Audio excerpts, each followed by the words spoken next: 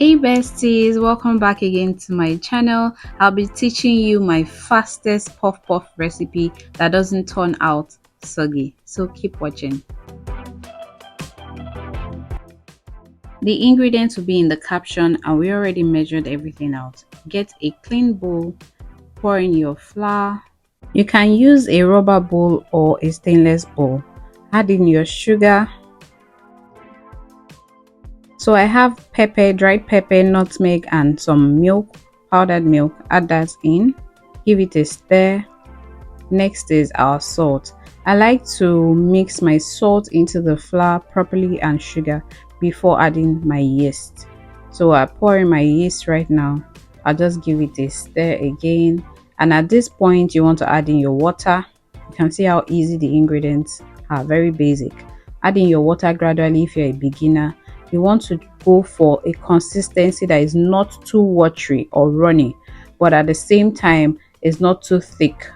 So this consistency is what gives you puff puff that doesn't turn out soggy. I'm using a hand whisk, but you can use a hand mixer, the dough hook of your hand mixer, or you can also use your hands. I prefer to use my hands because it allows me to know the texture I'm going for in time. You know, this whisk I'm using can sometimes lie to you, so you don't want the consistency to be runny like I said, but you don't want it to be too thick. So if you do not have a hand whisk at home, not to worry, just use a rubber spatula as I'm using right now to mix it together. It will still give you the same old result. So what you want to get is a smooth batter that is not too runny.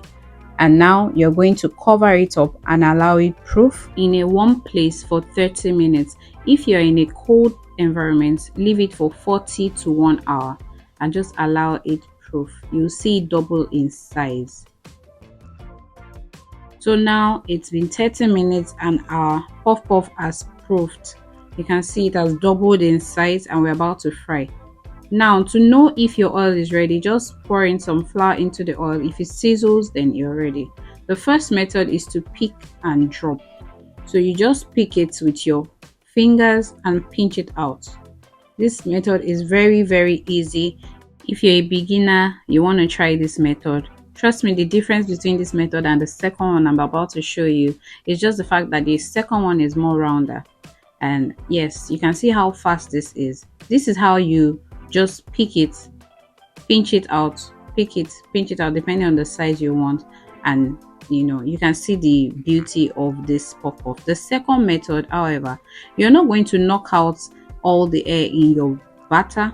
You're just going to pick it and then bend your hands like this and just pinch it out. Use your thumb, you know, squeeze your thumb. I don't know how to explain this, but you can see what I'm doing. Just squeeze your thumb, squeeze it out and pinch at the same time. You can see this is a bit more rounder than the other one that we pinched, but then it's the same thing, whichever one works for you. A lot of people don't make puff puff all because they don't know how to do this style. So you can do the first style I showed you. It is very simple. Would you like to try this? Let me know in the comment section if you would try this. You do not have to be a professional at, you know, squeezing out puff puff. You can do the first style I showed you of pinching. And so yeah, once it's golden brown, you won't take it out of the oil. So we're just going to fry the bigger batch. I forgot to show you how I did this, but I used the second method. You just want to open your hands a bit more before pinching it out for this method. And now our puff puff is ready. We're going to cut through and see what it looks like inside. You can omit the pepper and the powdered milk, but trust me, this puff puff tastes so delicious and I use it for my small chops platter. Please give this video a thumbs up and drop a lovely comment for me in the comment section. Subscribe and turn on your notification bell so you'll be the first to know whenever I upload. And I'll see you in my next video. Bye guys.